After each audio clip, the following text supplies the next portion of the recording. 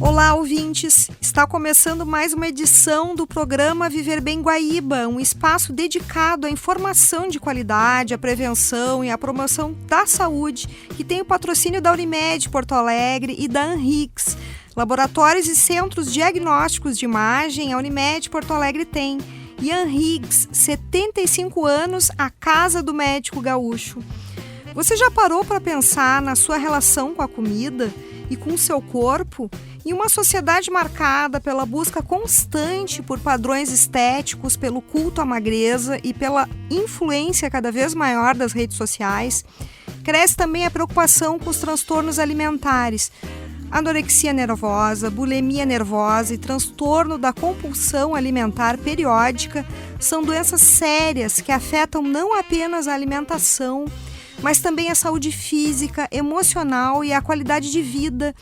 Embora sejam mais comuns na adolescência e no início da vida adulta, podem atingir pessoas de diferentes idades, gêneros e perfis. Para nos ajudar a compreender melhor esse tema, recebemos hoje a doutora Marta Haas, psiquiatra pela URGS e Hospital de Clínicas de Porto Alegre, mestre em psiquiatria e ciências do comportamento, com aprimoramento em transtornos alimentares pela USP e professora da Faculdade de Medicina da Unicinos. Doutora Marta, seja muito bem-vinda ao Viver Bem Guaíba. Tudo bem, Paula? Muito obrigada. Primeiro eu quero agradecer o convite, a ti e também à Rádio Guaíba, a gente poder ter esse espaço para falar de transtornos alimentares. Muito importante, né? Para a gente começar aqui do básico, o que são os transtornos alimentares e por que eles são considerados doenças psiquiátricas graves? Os transtornos alimentares, eles são considerados, caracterizados, perturbações do comportamento alimentar ou da alimentação. O que significa isso? Eles vão ser uma anormalidade na forma que a pessoa come, para mais ou para menos, e que vai levar a um impacto na saúde física ou na saúde, o funcionamento psicossocial, que significa esse nome. Vai ter um impacto na vida de relação das pessoas, nos relacionamentos interpessoais, no trabalho, na vida escolar. Muitas vezes vai ter um impacto e um sofrimento emocional. E, claro, essas perturbações a gente considera transtorno quando são persistentes. Uhum. E quais são os transtornos alimentares mais comuns atualmente? Nós temos como mais comuns a anorexia nervosa, a bulimia nervosa, o transtorno da compulsão alimentar. Mais recentemente, a última edição do Manual de Diagnósticos em Psiquiatria, que é o DSM, também categorizou para ser diagnosticado em adultos o transtorno alimentar restritivo e evitativo. E nós temos outras categorias que são para pacientes que têm os sintomas importantes, com sofrimento, com prejuízo, mas que às vezes não se encaixam exatamente nessas outras categorias diagnósticas, que são os não especificados. Entendi. Doutora Marta, quais são as principais diferenças entre a anorexia nervosa, a bulimia nervosa e o transtorno da compulsão alimentar periódica? Se tu puder caracterizar cada um para a gente entender um pouquinho. Claro, vamos lá. A anorexia, então, ela é marcada por um medo intenso de ganhar peso, o característico medo de engordar, que tem uma relação, muitas vezes, com uma avaliação distorcida que a pessoa faz da imagem do corpo. Então, assim, o quanto essa pessoa valoriza a imagem e o peso e a forma do corpo na vida dela é muito importante. E isso acaba levando a comportamentos que a gente chama de restrição alimentar, que em geral são comportamentos para evitar que o corpo engorde ou que se ganhe peso, ou então para perder peso. Aí vem, pode ser desde os jejuns prolongados, não comer, pular refeições, muitas vezes prática de exercício físico exagerada, e até mesmo também as próprias, a gente chama purgações, aqueles comportamentos que a pessoa faz depois que come, para tentar evitar que aquele alimento gere um ganho de peso. No caso dos vômitos. Isso, os vômitos provocados é a forma compensatória mais comum. E a anorexia, ela vai ser marcada, então, por levar ao baixo peso. né, no seu critério diagnóstico, né, digamos assim. E ela é mais prevalente na adolescência, no período da adolescência? Costuma iniciar na adolescência. Claro, pode acontecer em qualquer idade, mas o clássico da anorexia, o mais comum é ela começar no início até da adolescência. Perfeito. E no caso da bulimia nervosa, para a gente poder diferenciar? A bulimia vai se caracterizar pelos episódios que a gente chama compulsão alimentar, que é aquele comer exagerado, né, numa quantidade de alimentos muito maior do que outra pessoa comeria num contexto semelhante, marcado ali, que se considera um período de 2 horas, tem esse marcador de tempo, e que esse comer leva, né, a um sofrimento intenso para a pessoa. E, né, caracteristicamente, tem uma sensação da falta de controle no ato de comer. Então, come, né, diferente que é de um exagero comum, a pessoa come muito, uma quantidade maior, com uma sensação de não conseguir parar de comer ou de descontrole. E, em geral, leva um sofrimento grande. Uhum. E aí, no caso, claro, do transtorno da compulsão alimentar periódica... Para a gente finalizar a bulimia. E aí, uma vez tendo as compulsões, né, como existe também uma valorização do corpo, né, e um desejo de ter, às vezes, um corpo mais magro, diferente, ou um medo de engordar, essa pessoa tenta compensar os episódios de compulsão com aqueles comportamentos que a gente estava comentando em relação à anorexia. Na bulimia, o mais comum, a forma de compensar mais comum é o vômito provocado. A pessoa provoca o próprio vômito. E também tem outros comportamentos, como o uso de medicações para tentar controlar o peso e também os exercícios exagerados e os jejuns também é uma forma de tentar controlar o peso. Uhum. E aí, já voltando aqui para essa questão da compulsão alimentar, e é bem como já se fala, quer dizer, a pessoa come compulsivamente. Isso. Na compulsão, ela vai ser marcada pelos episódios recorrentes de compulsão alimentar. E com aquelas características, né? Que trazendo um sofrimento intenso e uma sensação de falta de controle na hora de comer. E daí, na compulsão, não existem, né, de forma importante as compensações. A tentativa de evitar que aquele alimento gere impacto no peso não existe no diagnóstico da compulsão. Pode existir uma valorização do corpo, uma insatisfação corporal. Mas não vai ao ato em si, né? Do vomitar. Não vai. Isso, não vai ao ato. E essa pessoa costuma, né, também ter essa característica da insatisfação corporal, embora ela não seja necessária para que a gente faça o diagnóstico na compulsão. E na bulimia, sim. Quer dizer, o importante é a gente destacar que todos esses transtornos, eles levam a muito sofrimento, né?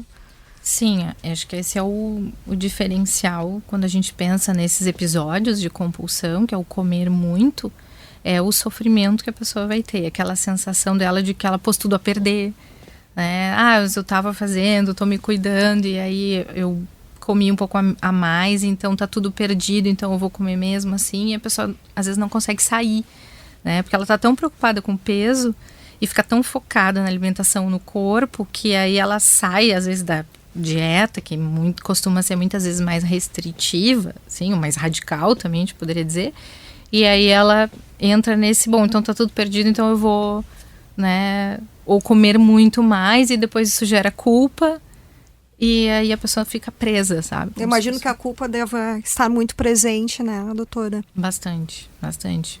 Muito sofrimento, às vezes de comer com as outras pessoas, né, ir numa festa e ter receio de se descontrolar, né? Às vezes quando tem muita comida disponível, a pessoa fica angustiada e não quer ir. Então o sofrimento, quando a gente entende esse impacto, né, na vida da pessoa, das relações, também é isso, né? Então costuma ser... Muitas pessoas associam os transtornos alimentares apenas ao desejo de emagrecer. Essa visão é correta? Ou existem fatores emocionais, psicológicos e até biológicos mais complexos envolvidos nessa questão? Essa visão é equivocada. Os transtornos alimentares, eles são condições, né, conhecidas por ter também a sua etiologia multifatorial. O que significa essa palavra, né?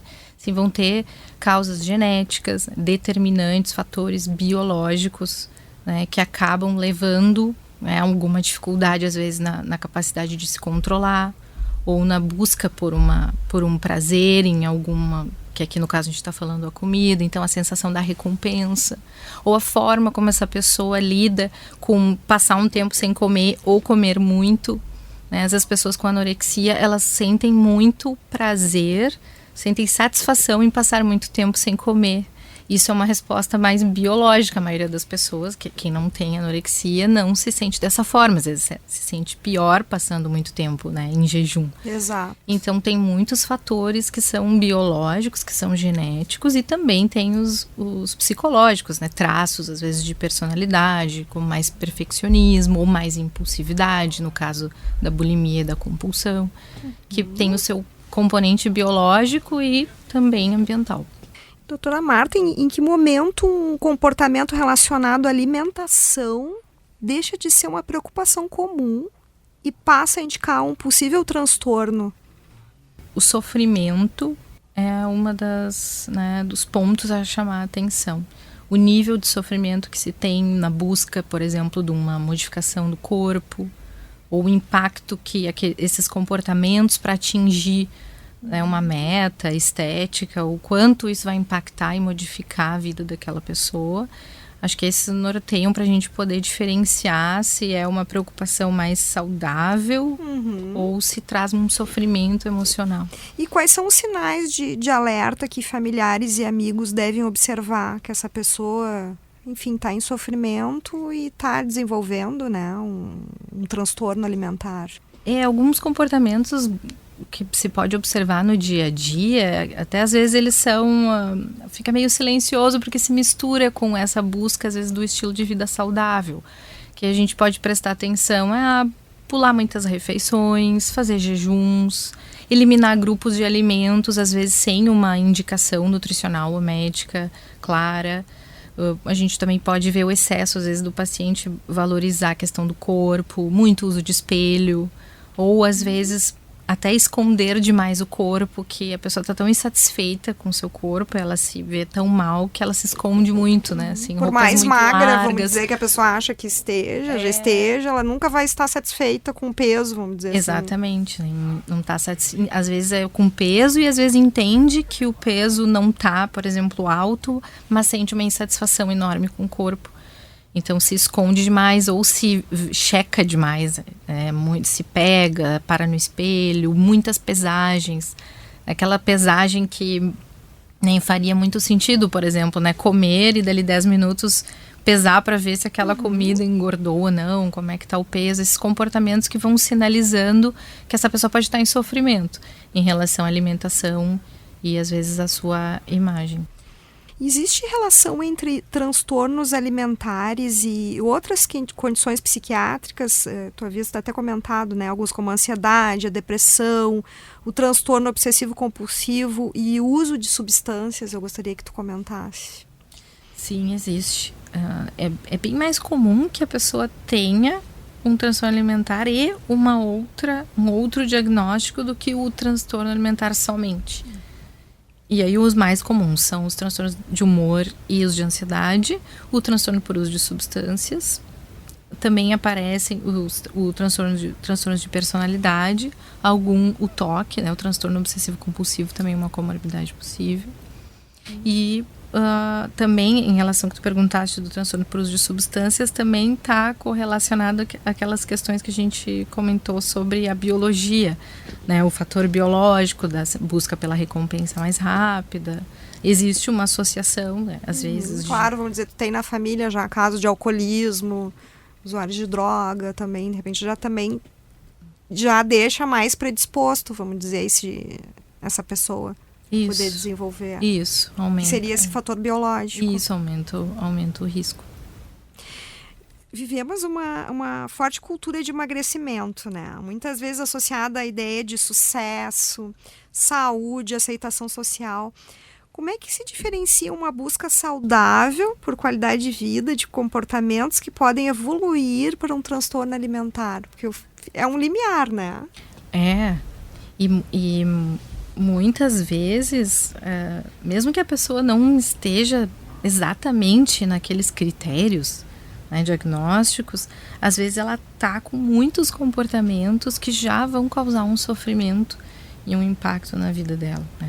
Claro, a atenção é sempre a gente pensar, esse comportamento é muito intenso, impacta na vida, faz a pessoa, né, modificar ou às vezes perder eventos de vida ou faltar aula, né, teria possibilidade às vezes, né, de ter se formado, não conseguir, então faltas ao trabalho, são questões que têm, vamos dizer assim, custos também pessoais, e sociais, e econômicos, né? Exato, perdas do tempo, da possibilidade daquela pessoa, né, de atingir na sua vida. E então o sofrimento e o impacto vão nortear quando a gente tem essa dificuldade de ver se é uma preocupação mais saudável ou se é algo mais do transtorno. Porque eu fico pensando também, tem alguns momentos assim da adolescência também que o adolescente tem a tendência a se esconder mais, né? Na praia, não vou de biquíni, eu vou botar uma camiseta, uma canga, o menino também não quer tirar a camiseta e tal. Então acho que são alertas, assim, sinais também para os pais observarem quando a coisa tá demais, né?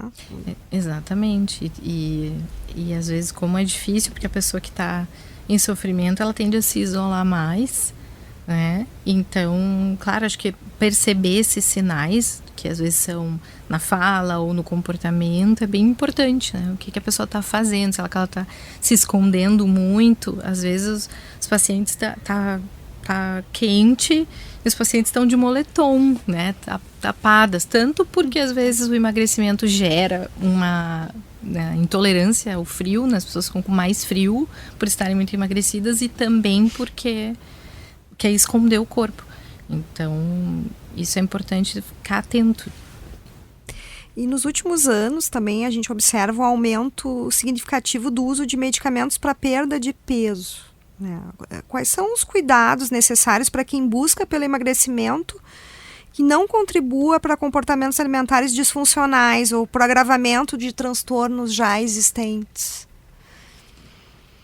Acho que buscar um tratamento, um acompanhamento, né, seja para a perda de peso, médico, nutricional, é importante para que se evitar, né, assim, que a pessoa tome a medicação por conta própria ou que faça as dietas muito radicais, que pode estar sendo feita junto com a medicação ou não, que podem induzir em alguém que estaria mais em risco de desenvolver um transtorno. A gente costuma dizer que não é toda dieta que vai levar a um transtorno alimentar, mas quase todo transtorno alimentar começou com uma dieta muito restritiva, muito radical. Então, a ter esse cuidado, né, de que às vezes buscar um emagrecimento, sim, é possível. Claro, de forma saudável, né? Mas atentar quando isso se torna muito importante, toma um espaço, ganha um espaço na vida da pessoa que esmaga as outras áreas e traz sofrimento. Até gostaria, doutora Marta, que tu comentasses, assim, referente a essa equipe multidisciplinar, vamos dizer, fazer um acompanhamento com essa pessoa que tem um transtorno, né, alimentar. Existem hoje ambulatórios, serviços também que as pessoas possam buscar também nesse sentido de ter um ganho, ter um atendimento? Existem o atendimento que é considerado o melhor, que é o multiprofissional, né, multidisciplinar, é o que traz melhores resultados. Tem pela rede básica, pela rede pública, de saúde.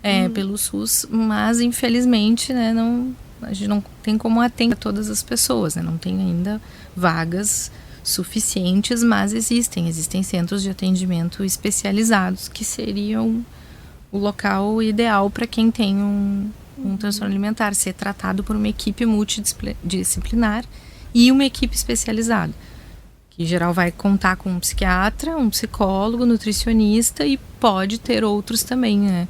O clínico, né? Às vezes o educador físico, terapeuta ocupacional, né? Nas internações também tem a enfermagem, né, especializada. Tem universidades também que oferecem, né? No caso, a senhora havia comentado da Unicinos, parece que está se estabelecendo um ambulatório de atendimento nesse sentido. Nós temos, né? Eu estou trabalhando em conjunto com colegas da Faculdade de Psicologia e Nutrição, que ainda é um projeto pequeno, assim, que está nascendo, mas a ideia é poder ter um ambulatório multidisciplinar para atender ali na região, né? Claro, vinculado ali à faculdade. Aberto à população. Isso, aberto à população. Tem outra questão também, muitas pessoas sentem vergonha ou acreditam que falta apenas força de vontade, né, entre aspas, para controlar a alimentação. Por que essa percepção é equivocada e pode até dificultar a procura por ajuda? É bastante equivocada. Se a gente imaginar que tem fatores que, né, a pessoa não escolhe, não são uma escolha. Transtornos alimentares não são escolhas, né, são condições complexas e que tem múltiplas causas, né? Tanto as genéticas, biológicas, ambientais, as psicológicas. Então, né, a pessoa acaba, às vezes, envolvida nesse próprio estigma, né? Então, o paciente, às vezes, não procura o tratamento porque ele não se considera doente ou porque ele também, né? Existe o estigma e, às vezes, o estigma preconceito da própria pessoa. Né? Porque acha que ela não tem, né? Que é só não comer, quando é, às vezes, a questão da compulsão. Né? Não, é só me controlar, e que não costuma ser, né? Não costuma ser dessa forma. Sim, não, essa questão de perpassa muito mais do que essa força de vontade, vamos dizer. Muito mais. Muito maior, muito né? Maior. E doutora, qual é a mensagem para quem está sofrendo com a relação com a comida, com o corpo ou com a própria imagem, mas ainda não procurou ajuda? Acho que é importante a gente dizer isso aqui para os ouvintes. Procure ajuda. E quanto mais cedo a pessoa busca um tratamento e um tratamento adequado, melhor. Não é fácil identificar um transtorno alimentar. Muitas vezes quem trabalha com isso é acostumado a receber um paciente que já até passou por tratamentos e não foi visto, né? Não foi perguntado, às vezes, né, porque o paciente, né, não pôde, né, naquele momento expressar, ou enfim, não é fácil identificar, às vezes também porque a pessoa não está se considerando como um problema. Mas eu acho que se existe um sofrimento, né, buscar ajuda. Isso tem que ser visto, né? No caso, até os familiares ficarem atentos, amigos, pessoas que convivem com essa pessoa para que ela não sofra. Quer dizer, os ouvintes já sabem que eles têm que procurar ajuda. Quem precisar. Isso, tentar, às vezes, se livrar um pouco desse preconceito, que às vezes é procurar um profissional de saúde mental, né? Que existe Isso é bem importante. Esse preconceito, e buscar ajuda, porque são condições comuns e que trazem muito sofrimento. E custos para as pessoas. Com certeza. Doutora Marta, a gente está chegando aqui ao final da nossa conversa, né? E eu gostaria de te pedir qual a orientação que a senhora deixaria para os nossos ouvintes sobre como desenvolver uma relação mais saudável com a alimentação, com o corpo e com a saúde mental. Dá um livro, essa pergunta. Essa pergunta, né? Um bem aberta, mas algumas dicas, assim. Eu acho que fugir de, assim, soluções rápidas e fáceis em relação à comida, sabe? O alimento que resolve o problema X, essa dieta tal. A gente fugir disso, porque a ideia, às vezes, de um melhor relacionamento com a comida, a gente poder também se conectar com a saciedade da gente e não se comparar, né? O corpo não é, né? Não tem como a gente comparar um corpo e não tem como a gente escolher um peso ou um corpo que a gente vai ter. A gente tem uma faixa ali, né, em que a gente consegue se modificar, mas isso também é determinado por fatores que não estão no nosso controle. Então, às vezes a pessoa está buscando um corpo ali que pode ser até possível para ela, mas às vezes é possível às custas de um sofrimento enorme ou até mesmo de um transtorno. Então, né, não se comparar e não se automedicar. Isso é importantíssimo destacar. E procurar ajuda. Doutora Marta Haas, muito obrigada pela tua participação aqui no programa, por compartilhar informações tão importantes sobre os transtornos alimentares, né? Um tema que impacta a saúde física, emocional, a qualidade de vida de milhares de pessoas. Agradeço muitíssimo a tua vinda aqui. Muito obrigada. Eu agradeço de novo, né, a Paula e o espaço aqui da Rádio Guaíba para a gente poder falar desse tema super relevante, né, e que impacta a vida de tantas pessoas. Fico alerta: anorexia, bulimia, transtorno da compulsão alimentar e outros transtornos alimentares são doenças sérias, mas que têm tratamento e acompanhamento. Buscar ajuda especializada é um passo fundamental para a recuperação e para uma relação mais saudável com a alimentação, com o corpo e consigo mesmo. Nós vamos para um rápido intervalo e, na sequência, voltamos com o segundo bloco do programa Viver Bem Guaíba, trazendo mais um tema de grande relevância para a saúde e o bem-estar da população. E lembre-se, a rotina pede praticidade para fazer exames, rede completa de laboratórios e centros de diagnóstico por imagem. A Unimed Porto Alegre tem. Viver bem é confiar na ciência que salva vidas. Henriques, 75 anos, a casa do médico gaúcho. Não saia daí, já voltamos.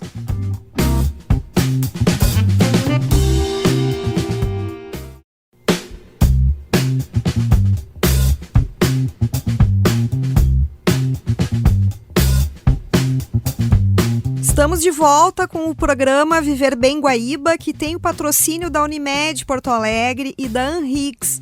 Laboratórios e centros diagnósticos de imagem, a Unimed Porto Alegre tem.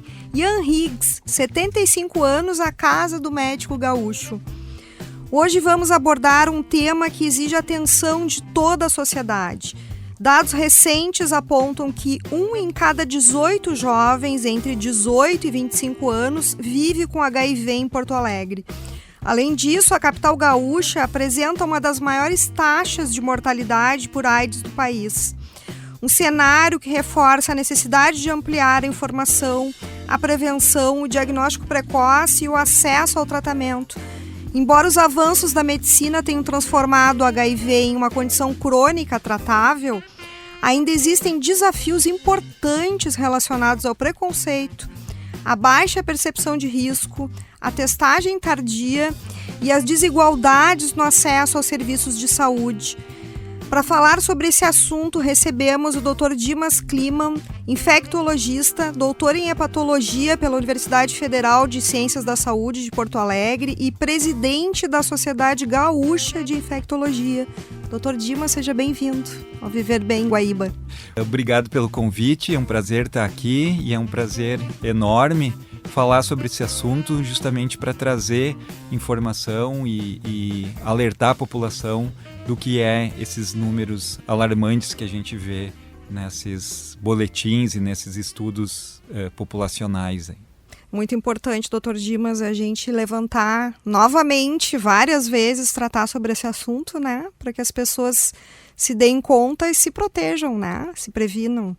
Dr. Dimas, recentemente foi divulgado um dado que chamou muita atenção, que 1 em cada 18 jovens entre 18 e 25 anos vive com HIV em Porto Alegre. O que esse número revela sobre a situação atual da epidemia no Rio Grande do Sul? Então, esse número ele é um número que ele causa um impacto muito forte, porque quando a gente coloca nos números que o boletim epidemiológico divulga, assim, fica um pouquinho difícil da gente entender, né? 120 pessoas para 100 mil habitantes, a gente não consegue quantificar isso porque a gente não consegue imaginar 100 mil habitantes.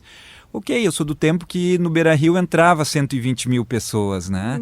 Uhum. Dava para imaginar um estádio lotado ali e imaginar, então, 120 pessoas dentro daquele estádio lotado. Agora, quando a gente fala, como foi colocado dessa vez, 1 em cada 18 jovens, né? Entre 18 e 25 anos, é muito fácil.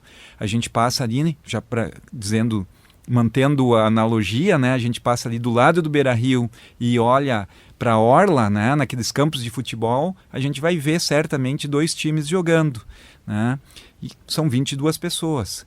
Então, ali já tem um risco, né, uma possibilidade de uma dessas pessoas estar infectada pelo HIV. Então, fica muito mais palpável isso. E a gente está vivendo uma nova onda do HIV, né? A geração de jovens hoje, ela não é a mesma geração que presenciou o surgimento da epidemia. Então ela é uma geração que ela já veio na época dos antirretrovirais de alta potência, né, o que a gente chamava de coquetel, hoje não tem mais tanto comprimido assim, é 1 ou 2 comprimidos para o tratamento ao dia. E essa geração ela não tem mais medo de se infectar pelo HIV. E com isso baixou a guarda, com isso se descuidou. Ficou um gap, né? Exatamente. O senhor considera que parte da população jovem, mais jovem, né, passou a enxergar o HIV como um problema do passado, então? Eu acho que sim. Ele não tem a mesma força que tinha alguns anos atrás, né? A gente não tem mais o Renato Russo, a gente não tem mais o Cazuza adoecendo, assim, aquilo causando uma comoção, né? Fred Mercury. Então, mudou o apelo, né? A gente não tem esse impacto que a morte causou nas gerações mais antigas, assim. Não se tem esse medo do HIV, de se infectar pelo HIV. Entretanto, ter HIV não é uma coisa boa, né? Claro. É bom que a ciência evoluiu e que não se tem mais um número expressivo de mortes em virtude da infecção. É claro, isso é ótimo, né? Mas não significa que a gente possa descuidar do cuidado, né? Que a gente possa abrir mão de se prevenir de se infectar pelo HIV. Dr. Dimas, quais fatores ajudam a explicar essa maior vulnerabilidade dos jovens à infecção pelo HIV atualmente? Certamente é multifatorial. A gente não tem um único fator que pudesse agir sobre ele exclusivamente e isso fizesse um grande impacto na epidemia. São vários fatores que acontecem ao mesmo tempo. Por exemplo, a gente sabe que hoje, em média, 1 em cada 4 jovens usa preservativo na relação sexual. E quando a gente vai para a primeira relação sexual, né, que é quem está entrando na vida sexual, a gente tem 1 em cada 3 jovens. Ou seja, é muito pouca gente. Exato. A gente deveria ter 100%, ou claro, 100% em medicina é muito difícil, mas assim, 95% das pessoas usando preservativo. A medicina também passou a ver isso e a agir sobre isso. Então a gente criou outros métodos que não exclusivamente o preservativo, né? Então existem outras formas de se prevenir do HIV que não exclusivamente o uso da camisinha masculina ou feminina. E talvez o maior impacto que a gente tenha tido é justamente as medicações, né, a PrEP, que são as medicações para prevenção da transmissão do HIV. Hoje, inclusive, a gente já dispõe de PrEP injetável e também do tratamento das pessoas que estão com HIV. Né? A gente sabe que quem está com carga viral indetectável, que é o primeiro objetivo do tratamento antirretroviral, deixar aquela pessoa com uma viremia não detectável, né? E essa pessoa ela não transmite mais o HIV, né? Então com isso contribui para que a epidemia cesse. Dr. Dimas, apesar de todos os avanços científicos, Porto Alegre ainda representa uma das maiores taxas de mortalidade por AIDS do Brasil. A que se deve esse dado? Porto Alegre ela está entre dois mundos, né? Ao mesmo tempo que as grandes pesquisas de AIDS publicadas nos últimos 10, 15 anos, elas sempre tiveram a participação de Porto Alegre, a gente sempre teve à frente das ciências, mas ao mesmo tempo a gente tem um cenário que lhe coloca a capital do Rio Grande do Sul entre as 10 locais do mundo com os piores indicadores de AIDS, seja pelo número de pessoas infectadas, seja pela mortalidade, seja pelo diagnóstico tardio. Então, isso tudo, existem os determinantes sociais, né, que agem, e ele está relacionado também à nossa inequidade econômica, né? Então, alguns bolsões mais pobres, mais periféricos, eles vão ter números que vão contribuir de uma forma maior nesse cenário de mortalidade, de diagnóstico precoce. Então a gente não pode imaginar que agir na epidemia de HIV seja exclusivamente dar remédio, né? A gente precisa mudar a vida das pessoas. Mas além disso, existem outros fatores que a gente está muito atento e que sim, cabe a cada pessoa se proteger ou fazer a sua parte, né? Claro. Essa questão de conscientização também nas próprias escolas também, né? As entidades civis. Exatamente. Hoje a ciência ela fechou um círculo com relação ao HIV. Uma pessoa ela é 100% capaz de se proteger do HIV sem depender de ninguém. Essa é uma opção individual. O HIV só vai infectar aquela pessoa se ela permitir. Um outro aspecto muito importante é a questão da testagem frequente. Então, a gente tem trabalhado dentro das sociedades médicas do Rio Grande do Sul, em parceria com a ANRIGS, de que o anti-HIV ele passe a fazer parte dos exames de rotina das pessoas. Porque ele é uma condição, as pessoas às vezes me perguntam, quem deve fazer o exame? Todo mundo. Então, a única indicação para não fazer o exame é ter um exame positivo, porque ele vai continuar positivo. Claro. Ele vai ter que fazer outros exames para avaliar como é que está a sua doença, né, ou sua infecção. Mas quem tem um exame negativo, há 1 ano, há 5 anos, há 10 anos, não significa que esse exame continue negativo hoje. Né? Isso não é uma garantia de que o exame... Claro, é um outro momento, né? Exatamente. E é importante que todas as especialidades também se debrucem, né? Sobre o pedido dessa testagem, né? O ginecologista já faz isso normalmente com Exatamente. as mulheres, né? A Sociedade de Ginecologia, ela foi quem incorporou isso primeiro, muito também pelo pré-natal, né? Pelos cuidados da transmissão mãe-bebê, e hoje é rotina. Essa é uma especialidade que atua muito forte nessa área, assim. Exato.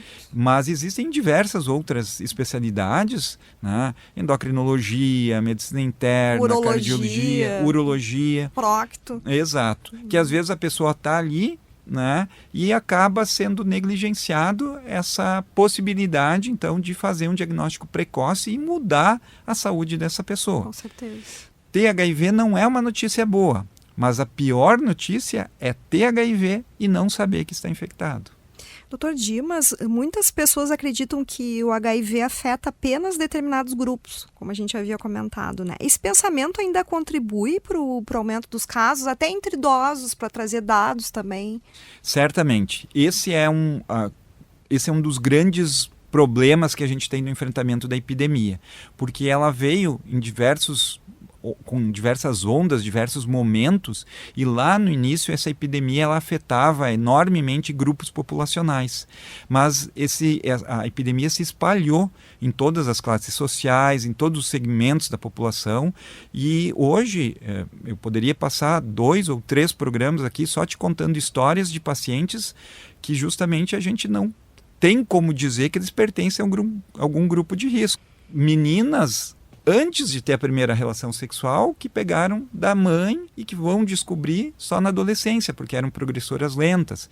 Meninas, meninos também, a gente tem situações assim. Pessoas que às vezes não pegaram por via sexual, né? Pegaram por algum procedimento. Hoje é muito raro isso, mas eventualmente acontece. O senhor poderia explicar a diferença entre HIV e AIDS? Porque muitas pessoas ainda confundem esses conceitos, né? E é importante a gente trazer. Muito importante. Essa pergunta é excelente porque ela mudou muito ao longo do tempo. A gente não tem um conceito claro, né? Basicamente, o HIV é o vírus, né, da imunodeficiência humana.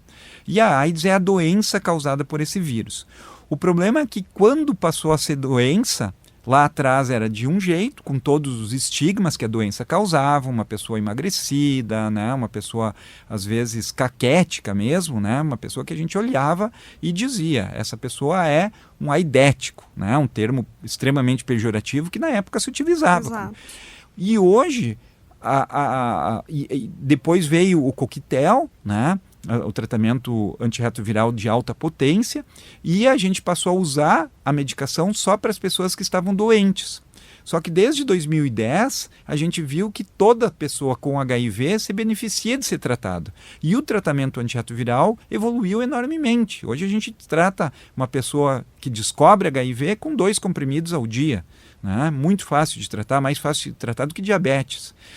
E a gente não sabe dizer se essa pessoa está doente ou se ela está infectada, né? Existem critérios bem definidos para dizer o que é uma doença, mas essa pessoa que está assintomática, ela também usa remédio, né? Então essa discussão ela é não só médica, não só laboratorial, mas ela é uma discussão também semântica, né? Do que é estar doente.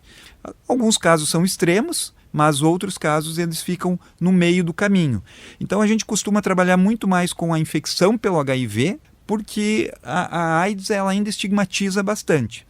Mas, claro, a mortalidade ela só acontece por AIDS. Né? Quem morre de AIDS. Né? Então, por isso do tratamento precoce, para evitar a progressão para a doença. Por isso que é tão importante a gente frisar aqui a questão do teste, né? Tem que se fazer um teste rápido. Exatamente. Hoje, para fazer de novo esse paralelo, então, com os diversos momentos da epidemia, 10, 15 anos atrás, a gente tinha o centro de testagem e aconselhamento. Então, a pessoa ia lá, ela recebia uma orientação, aí ela concordava em tirar o sangue e depois ela voltava 15, 20, 30 dias depois para pegar o resultado.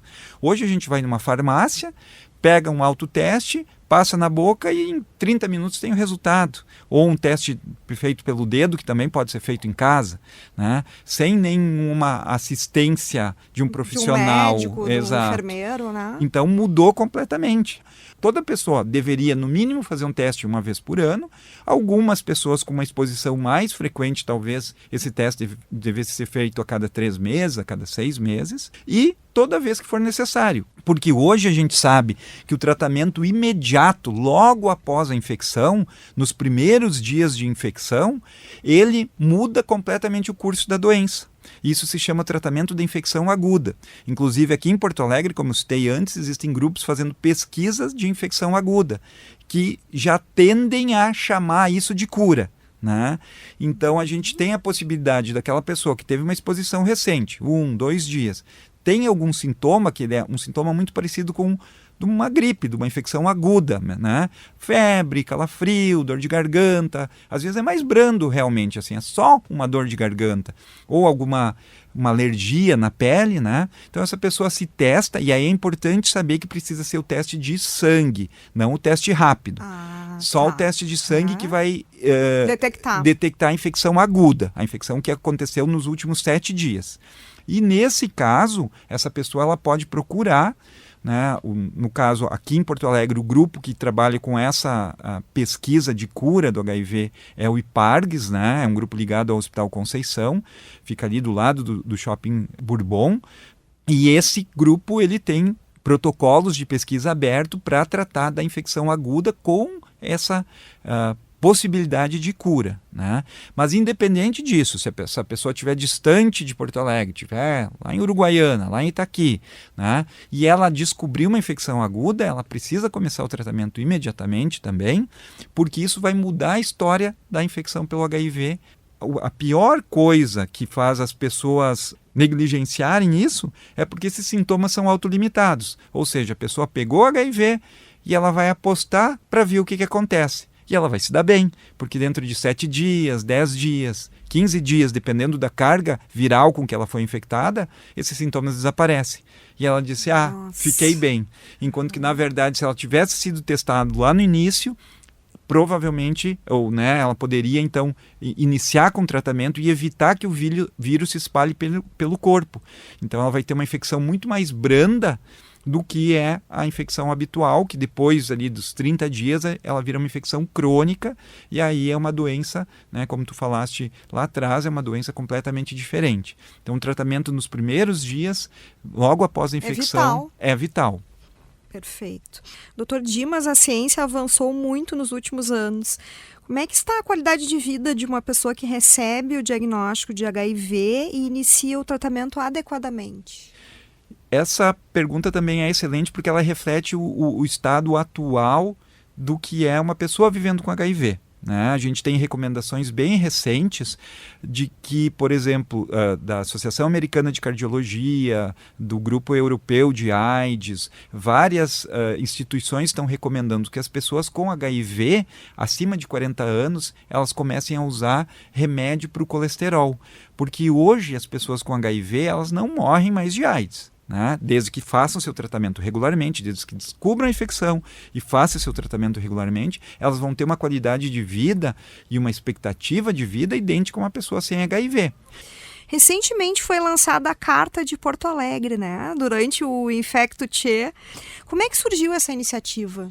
Então, essa iniciativa ela surgiu em parceria com a Higgs no ano passado, quando a gente discutia um grupo de trabalho justamente para implementar ou para tornar mais frequente a testagem do HIV e para que as janelas de oportunidade, assim, de que aquela pessoa que procura por um sintoma que vai levar a um diagnóstico de sífilis, de gonorreia, de clamídia, de qualquer IST, né, que a gente pense que essa pessoa também possa estar em risco de aquisição do HIV ou até mesmo infectada pelo HIV. Às vezes a gente fica focado e todo o nosso sistema de saúde ele é muito focado a sintoma, tratamento de sintoma, né? Então a consulta dura 15 minutos e a gente não pensa fora do que o paciente nos traz. Né? E aí justamente esse grupo de trabalho ampliou essas discussões dentro de diversas sociedades, né? Proctologia, urologia, ginecologia, que já era uma sociedade que tinha essa discussão muito, muito ampla, assim, dermatologia, né? E a gente viu que não poderia ficar restrito somente ao âmbito médico. Então a gente chamou os gestores municipais e estaduais para essa conversa e chamou a sociedade civil. Então, diversas empresas, são muitos parceiros. Se eu falar um, eu vou esquecer de todos os outros. São muitas entidades, né? Exatamente. Mas a gente conseguiu levar essa discussão para dentro de vários setores, para que a gente possa justamente, as pessoas possam estar discutindo. Hoje o HIV, qualquer pessoa ela pode tomar a sua decisão de não se infectar pelo HIV. Então, existe isso. O teste precisa ser feito. Se essa pessoa se vê em risco de aquisição do HIV, ela tem como se prevenir. E se ela estiver infectada pelo HIV, ela precisa se tratar e precisa ir atrás da outra metade da equação, como eu citei antes, né? A gente precisa que mais pessoas sejam testadas. Tem que ser de forma ativa, né? Exatamente. E dentro dessa carta de Porto Alegre, quais são os principais compromissos assumidos pela Aliança Gaúcha pelo enfrentamento do HIV? Então, a gente tem justamente esse é o mote, assim, né? De que ampliar a testagem e tornar ela mais frequente.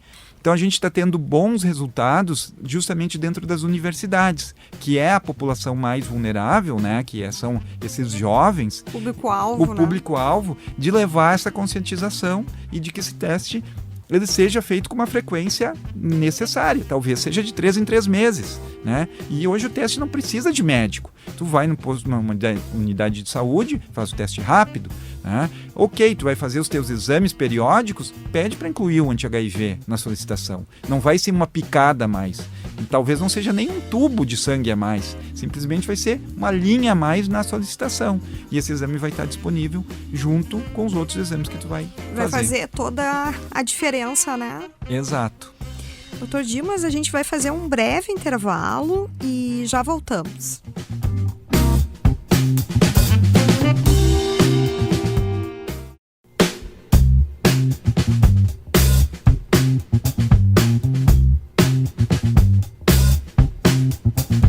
Estamos de volta com o Viver Bem, entrevistando o Dr. Dimas Kliman, infectologista e presidente da Sociedade Gaúcha de Infectologia.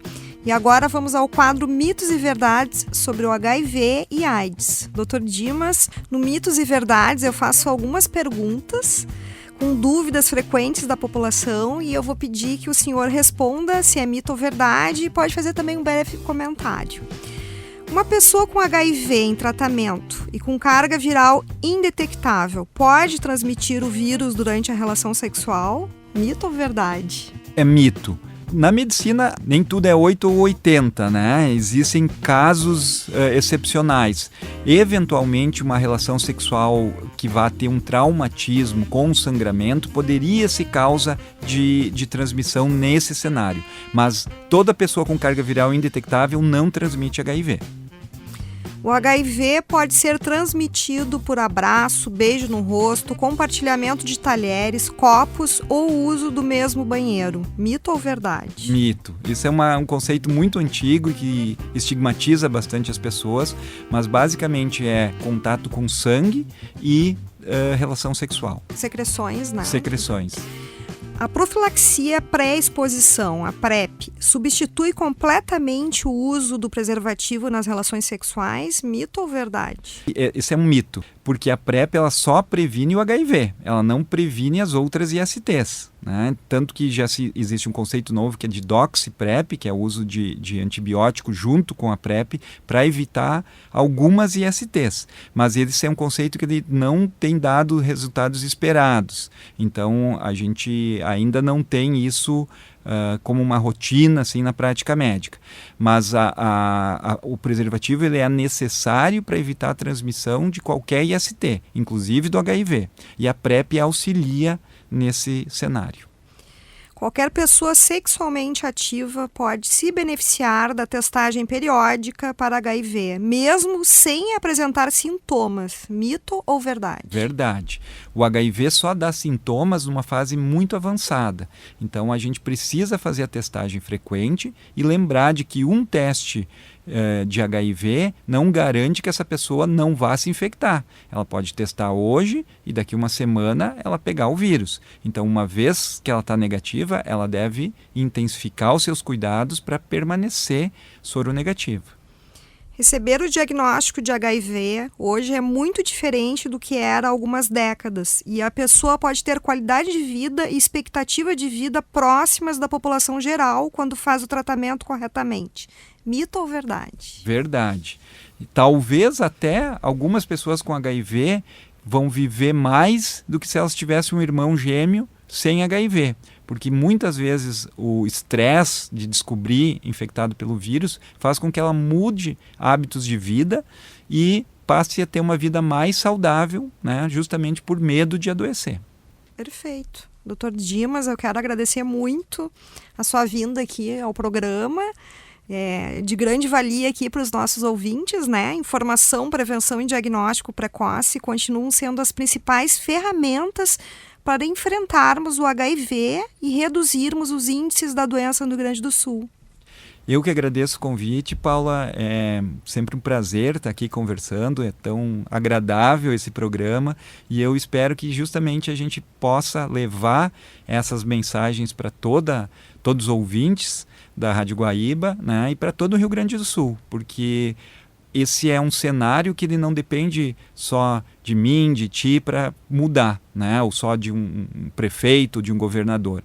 Qualquer pessoa, ela tem o seu papel e esse papel é fundamental na luta contra o HIV. Perfeito. Cada um pode fazer e mudar o curso da sua história, né? Exatamente. Saúde. Agradecemos também a você, ouvinte, pela companhia em mais uma edição do programa Viver Bem Guaíba. Se você perdeu parte desta entrevista ou deseja compartilhar este conteúdo, ele estará disponível no Spotify e no YouTube. E lembre-se, laboratórios e centros diagnósticos de imagem, a Unimed Porto Alegre tem. Ian Higgs, 75 anos, a Casa do Médico Gaúcho. Um grande abraço e até o nosso próximo encontro no programa Viver Bem Guaíba. Na mesa de áudio, Luciano Vargas, na equipe técnica Guilherme Silveira e Jorge Brum. Produção e apresentação Paula Sá, gerência de jornalismo e esporte Rafael Sequim e direção geral de Claudinei Girotti.